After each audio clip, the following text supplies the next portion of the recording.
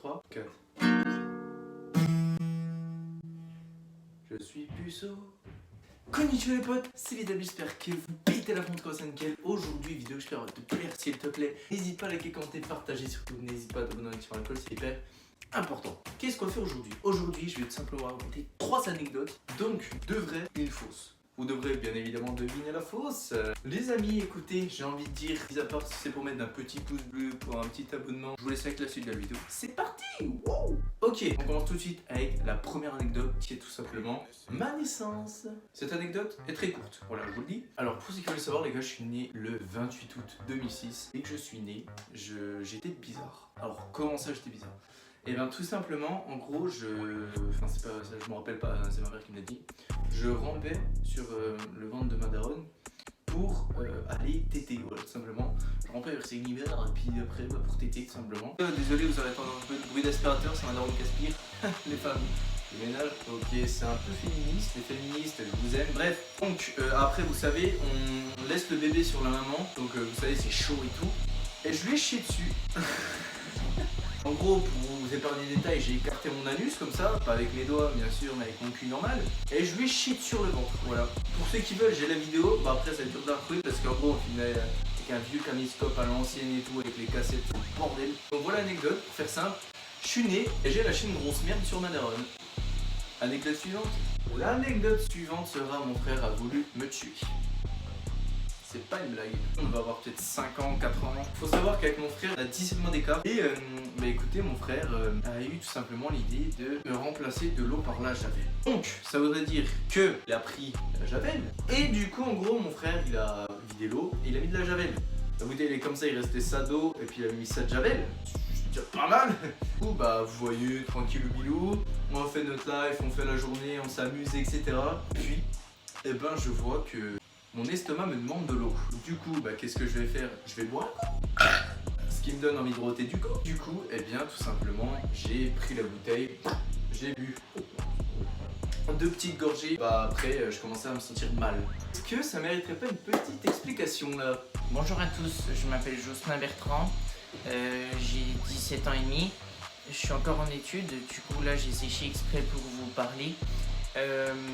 En fait, si je suis ici aujourd'hui, c'est pour vous parler de la javel créée par Robert Burton. C'est un Américain. En fait, eh ben, il est tombé sur une réserve d'os de cheval et il a gratté l'os. C'est vrai. Et après, ben, il a pressé. Non, vous en faites pas, je suis pas en train de me branler. Pressé l'os de cheval. Et après, ben en fait, le jus ça a fait de la javel, il a goûté, il est mort. Du coup, personne ne me croit en fait. Et c'est chiant. Ceux qui me croient pas, ben regardez. Fais pas le malin. Je vais tirer, fais gaffe. Non, je rigole, il est pas chargé, regarde. Robert Burton. Donc ensuite, après ça, eh bien, je suis allé à l'hôpital. Super, regarde. Ça va ou quoi? Bref, donc, c'était extrêmement long pour vous dire tout simplement que mon frère a voulu me tuer avec de la javel. Les amis, on passe tout de suite à la dernière, peut-être la vraie, peut-être la fausse, peut-être je ne sais pas. Alors ouais, qu'est-ce que je pourrais inventer? Ah merde. Les amis, on dirait pas, mais je suis un homme romantique. Je vais rencontrer mon premier date, les gars. J'ai fait un date, effectivement, j'en ai fait un seul dans ma vie, donc mon seul date. Bah j'ai pas envie de refaire genre. Et donc calmez-vous, on n'est pas allé au restaurant, on n'a pas fait des trucs comme ça, je suis toujours puceau, vous allez faire quoi? On était ensemble exactement depuis, ça faisait 2 mois et 2 semaines, un bail comme ça, 2 mois, 1 semaine et demie, un truc comme ça. Et du coup bah j'ai soudainement l'envie de l'inviter à un date quoi, tout simplement. Pourquoi? Parce qu'on est le 14 février mon ref. 14 février, dit Saint-Valentin.